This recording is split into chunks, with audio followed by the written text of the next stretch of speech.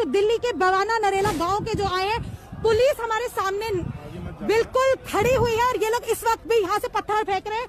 दूसरी तरफ जहाँ पत्थर फेंके जा रहे हैं वो बैरिकेड के पीछे जो सरदार जो किसान मोर्चा खड़ा है बैरिकेडिंग के पीछे, उनके ऊपर ये पत्थर मार रहे हैं। हमारे सामने आप देख रहे हैं, यही से बाहर से पत्थर उठा के पुलिस कहाँ है? ये किसानों की तरफ फेंके जा रहे हैं और पुलिस जो है इस वक्त भी, अगर हम पैन करके दिखाएं, पुलिस वाले सीधे खड़े खड़े उनकी शक्ल देख रहे हैं। यहाँ पुलिस साथियों नमस्कार, मैं हूं नीरज पटेल और आप देख रहे हैं नेशनल जनमत। अभी जो वीडियो आप देख रहे थे वो देश के अन्नदाताओं के खिलाफ मोदी सरकार की साजिश और सरकारी नफरत का जीता जागता उदाहरण है। भले ही ये वीडियो आज तक के कैमरे में कैद हुआ हो गलती से, हालांकि आज तक वालों ने इस पर कोई डिबेट कराने की जहमत नहीं उठाई, लेकिन इस 1-1.5 मिनट के वीडियो में इतना स्पष्ट तौर पर दिखाई दिया कि किसानों पर हमला करने आ रहे हैं लोग तथाकथित स्थानीय निवासी। अभी आगे वीडियो में मैं साबित करूंगा कि वो स्थानीय निवासी नहीं, उनमें से कई भारतीय जनता पार्टी के न सिर्फ घोषित नेता थे बल्कि कार्यकर्ता और पदाधिकारी भी थे। बहरहाल बात इस वीडियो की करते हैं। उस वीडियो में आज तक की रिपोर्टर, चूंकि लाइव रिपोर्टिंग थी, उसको काट नहीं सकते थे, बोल गई कि पुलिस वाले मूक बने हुए खड़े हैं और उनके ऊपर प्रदर्शनकारी पत्थर बरसा रहे हैं, जैसा कि वीडियो में स्पष्ट दिखाई भी दे रहा है। उस वीडियो को दोबारा सुनिए, फिर आगे बात करता हूं। पत्थर फेंकने शुरू कर दिए गए हैं। ये वो लड़के हैं जो दिल्ली के बवाना नरेला गांव के जो आए हैं। पुलिस हमारे सामने बिल्कुल खड़ी हुई है और ये लोग इस वक्त भी यहाँ से पत्थर फेंक रहे हैं। दूसरी तरफ जहाँ पत्थर फेंके जा रहे हैं वो बैरिकेड के पीछे जो सरदार जो किसान मोर्चा खड़ा है बैरिकेडिंग के पीछे, उनके ऊपर ये पत्थर मार रहे हैं। हमारे सामने आप देख रहे हैं, यही से बाहर से पत्थर उठा के पुलिस कहाँ है? ये किसानों की तरफ फेंके जा रहे हैं और पुलिस जो है इस वक्त भी, अगर हम पैन करके दिखाएं, पुलिस वाले सीधे खड़े खड़े उनकी शक्ल देख रहे हैं। यहाँ पुलिस यही है, आप हमारे विजुअल्स में, पुलिस हमारे पीछे खड़ी है। पुलिस यहाँ है, पुलिस हर जगह है, लेकिन पुलिस इनके पत्थरों, इन लोगों को कहीं नहीं रोक रही है। अगर पवन आपको पैन करके दिखाए तो इधर हमें जो नजर आ रहा है इस वक्त, यहाँ पे नीले कपड़ों में, नीले यूनिफॉर्म में एंटी राइट पुलिस सीधे सीधे शांति से खड़े तमाशा देख रहे हैं। आप ये हमारे विजुअल्स में क्लियरली देख सकते हैं। जो नरेला बवाना के जो अपने आप को लोकल लोग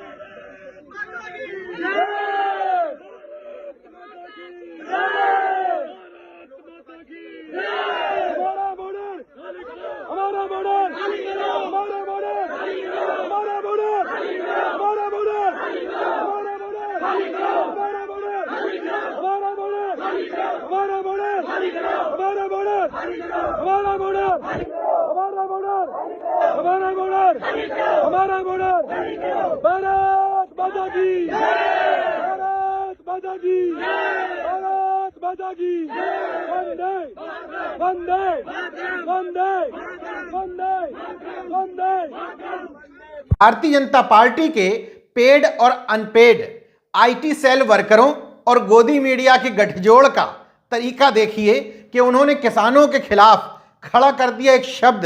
स्थानीय निवासियों को तकलीफ हो रही थी, इसलिए उन्होंने सिंगू बॉर्डर पर आकर के प्रदर्शन किया। उसमें एक नैरेटिव गढ़ा गया कि जब किसानों की तरफ से पत्थरबाजी की गई तो बेचारे स्थानीय निवासियों ने भी पत्थरबाजी करना शुरू कर दिया। तो फिर पुलिसकर्मी कैसे घायल हुए?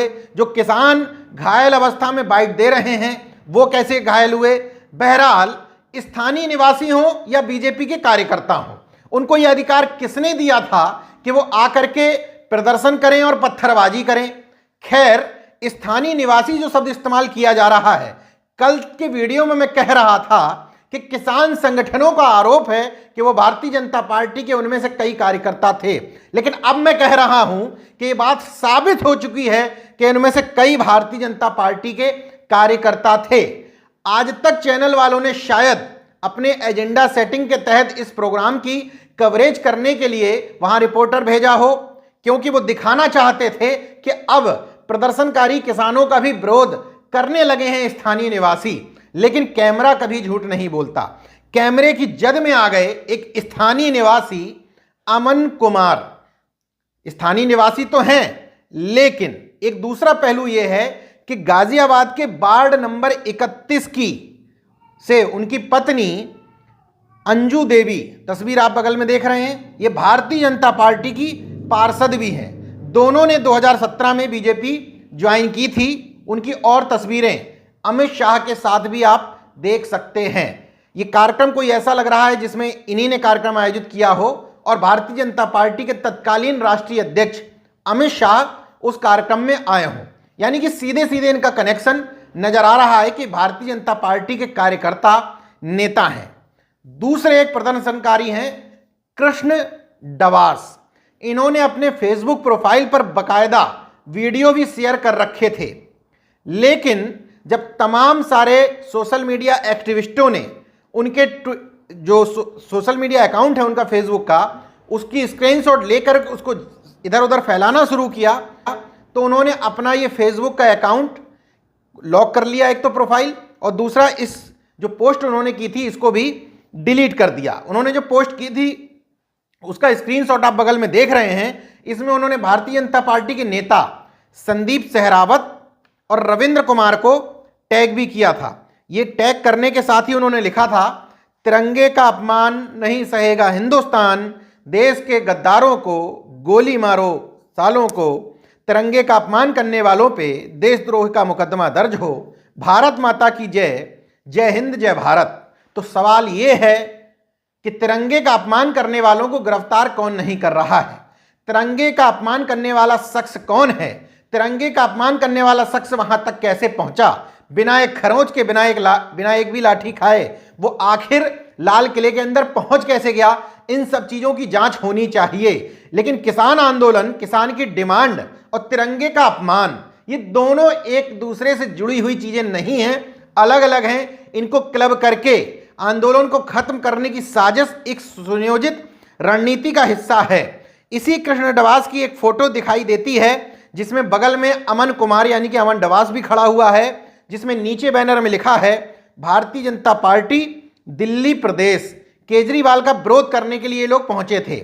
इस तस्वीर में, अमन डवास की इस तस्वीर में और जो प्रदर्शन करने वाली तस्वीर है उसमें दोनों में एक ही स्वेटर अमन पहने हुए है। इसको लेकर तमाम सारे लोगों ने कहना शुरू किया कि ये फोटो वहां प्लांट की गई थी, अमन कुमार वहां, अमन डवास वहां मौजूद नहीं था। लेकिन जब पड़ताल की तो निकल करके बात सामने आई कि वो दोनों ही दिन अलग अलग प्रदर्शनों में एक ही स्वेटर पहने था, लेकिन ये शख्स जो एक पार्षद का पति है भारतीय जनता पार्टी के, वो प्रदर्शन में मौजूद था।